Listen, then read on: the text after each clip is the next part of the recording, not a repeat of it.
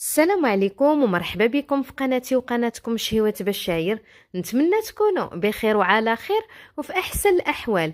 اليوم إن شاء الله ودائما ضمن الوصفات السهلة والسريعة نشارك معكم وصفة سهلة في التحضير، اقتصادية على الجيب وبنتها خطيرة، ضروري تجربوها.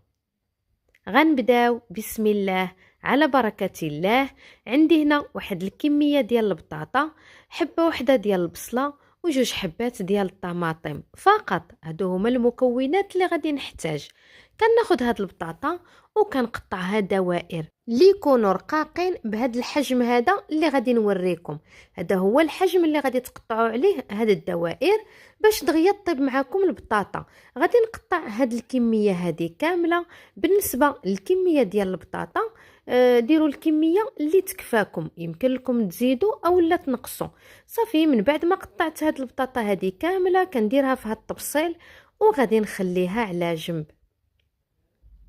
بالنسبة للبصلة غادي ناخد ديك الحبات البصلة غادي نقسمها في النص وغادي نقطعها على شكل طولي، ومن بعد غادي نقطعها مربعات اللي يكونوا رقاقين بزاف بهذا الحجم هذا.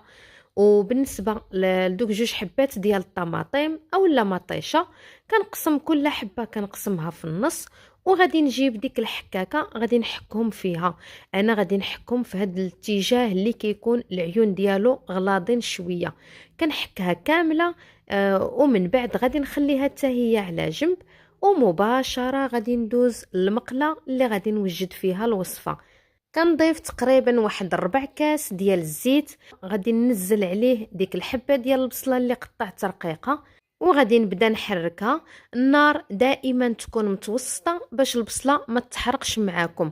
صافي من بعد ما حركتها مزيان غادي نغطي عليها وغادي نخليها حتى غتدبال وتنزل وتولي لي على هذا الشكل هذا كيف كتشوفوا. هانتوما ها هي دبالت. صافي كنولي نحركها مره واحده اخرى وكنضيف عليها دوك جوج حبات ديال الطماطم اللي حكيت. كنخلط كل شيء حتى تتخلط ليا ديك البصله مع ديك مطيشه، ومن بعد غادي نضيف العطريه. بالنسبه للعطريه غادي نضيف واحد المعلقه ديال القزبور اللي مهاشيه في الهاشوار، الملحه اللي كتبقى على حسب الذوق، الابزار، الكمون، شويه ديال السكينجبير اولا الزنجبيل، وواحد المعلقه صغيره ديال الفلفله حمراء اولا البابريكا باش تعطيني اللوين. كنخلط كل شيء مزيان حتى تيتخلط ليا داك لاصوص مع ديك العطريه. ومن بعد غادي نضيف واحد المعلقه صغيره ديال مركز الطماطم اللي كيزيد لها واحد النكهه وواحد اللون. من بعد ما حركت كل شيء غادي نولي نغطي على المقله وغادي نخلي هذا الصلصه هذه حتى غادي تقلى ليا وتولي لي على هذا الشكل هذا كيف كتشوفوا.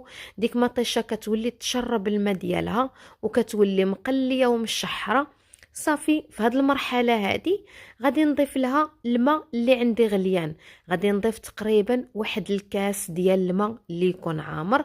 انا ضفت الماء غليان باش دغيا دغيا طيب معايا هاد الوصفه هذه. صافي من بعد ما خلطت كل شيء غادي نضيف البطاطا. هاد الوصفه هذه راها بحال الشكل ديال الكغاتان، ولكن كغاتان غير في المقله بلا فران. غير جربوها وانا اكيده غادي تعجبكم. من بعد ما نزلت ديك البطاطا كامله كنبقى هكايا كنقاددها حتى تغمس ليا في هاد لاصوص هذا. كنغطي عليها وكنخليها حتى تبدا تغلي. راه مازال ما طابتش، يلا هزات الغليه كنعري عليها كنولي نقاددها. شوفوا المريقه كيف راها خاتره، واخا هي مازال ما طابتش المريقه راها خاتره. صافي كنغطي عليها وكنقص للنار وكنخليها حتى تطيب لي البطاطا وتولي لي مقليه على هذا الشكل هذا كيف كتشوفوا. كنعرفوا البطاطا راها ما كتاخذش وقت بزاف في الطياب. من بعد ما طابت ليا البطاطا وتقلت ليا المقيله كنضيف هاد الشرائح ديال الفرماج. غادي نضيف 4 بهاد الطريقه هذه. وعندي هنايا واحد 2 بيضات اللي طربتهم مع شويه ديال الملحه وكنخويهم في داك الفراغات اللي بقاو. كيف قلت لكم هاد المقيله هذه راها على شكل كغاتان ولكن غير في المقله بلا فران.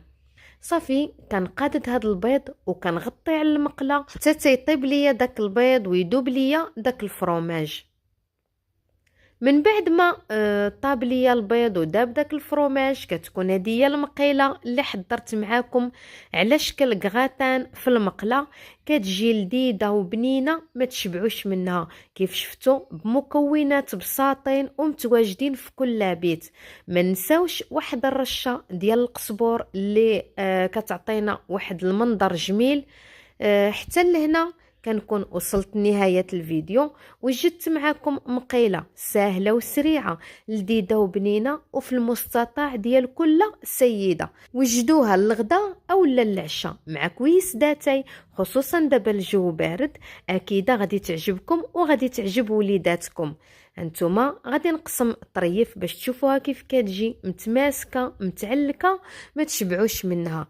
اخواتي الا وصلتوا حتى لهنا بالمشاهده ما تنسونيش بواحد اللايك وواحد التعليق زوين بحالكم، والى اللقاء فيديو جديد ان شاء الله.